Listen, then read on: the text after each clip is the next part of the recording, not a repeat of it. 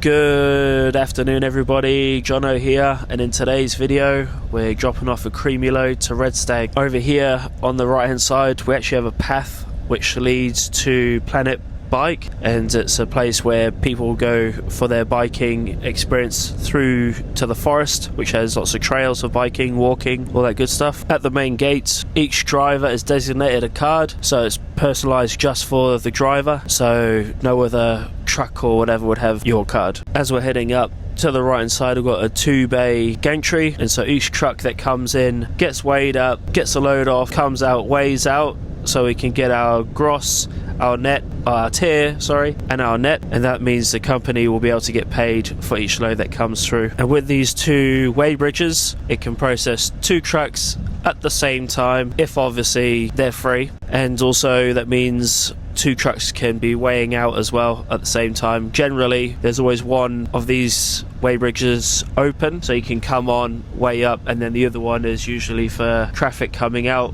heading to the gantry, or heading out to KPP or whatever. KPP is the Kaingaroa processing plant near Kaingaroa village, heading towards Muripara. And over there, big facility, and pumps out heaps of processed logs, which are cut into grades and transported all around Bay of Plenty, Waikato, and other parts of the country, and also sent all around the world as they do export logs, which are carted to the Mount, which is then exported to China, Taiwan, Japan, India, all these other places. And that video is in my logging list and will be put in the description as well if you're interested in watching that video. Fun facts about Red Stag that I didn't know but maybe you did is that Red Stag was founded in 1939 as Weighbridge Mill by the government and privatised in 1996 but acquired by the Very family in 2003 and still owned and operated by the family today. And Red Stag is the largest sawmill in the whole of Aotearoa, New Zealand, and the Southern Hemisphere's largest single-site sawmill, which is mind-blowing because the Southern Hemisphere covers a vast area. The mill can process up to 1 million tonnes of logs a year, but the current standing per year is 900,000 tonnes of logs per year, so still a vast quantity, definitely the most that there is around, hence why it's the biggest sawmill in Aotearoa, New Zealand, and the biggest single-site sawmill in the Southern Hemisphere. The Red Stag sawmill is actually self-sufficient. It has a biomass boiler and a steam turbine that is fueled by sawdust, bark and shavings that makes it self-sufficient in generating heat and electricity, and so due to this it actually exports power to the grid for Rotorua, which blew my mind. I was like, wow, this is actually next level stuff. Due to this self-sufficient nature of the business and the site, it actually won an award, the Large Energy User Initiative Award in 2019 for its biomass powered sawmilling, so that was good on them for that one. And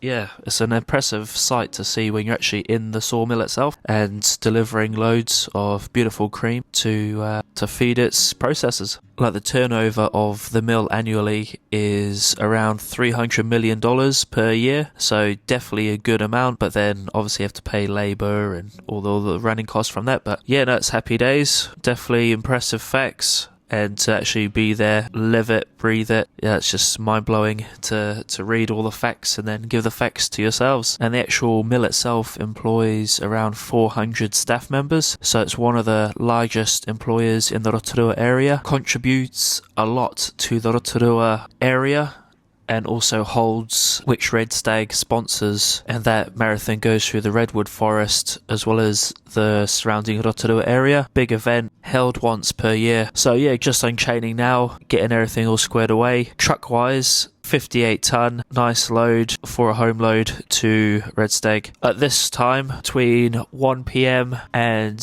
4 PM, is always the rush, big rush of trucks coming in for the home, and then yeah, from there get the trailer up at the gantry, get it all squared away, and then boom, back to the home yard, give the truck a wash, then that's us for another day. With a 6.1 meter length logs, I could do 2 chains per pack, but I thought why not, always more security with 3 chains, otherwise you know, why is there 3 chains there? But yeah, with the shorter 5 meters or below is 3 chains. Unless you have auto tensioners, then those you can have 2 chains on for 3.9 meters, 5 meters, all that sort of stuff. Yeah, unchaining the truck takes about 5 minutes. You know, if you're taking your time, it could be like 8 minutes long. But for me, I just like to get in there, get it done. And then, yeah, over here, the queue, as I said before, you know, all the trucks are going for their last load around about 1 to 3:30, 4. And so I caught the rush. And so there was heaps of trucks over here waiting to be unloaded. But it's good.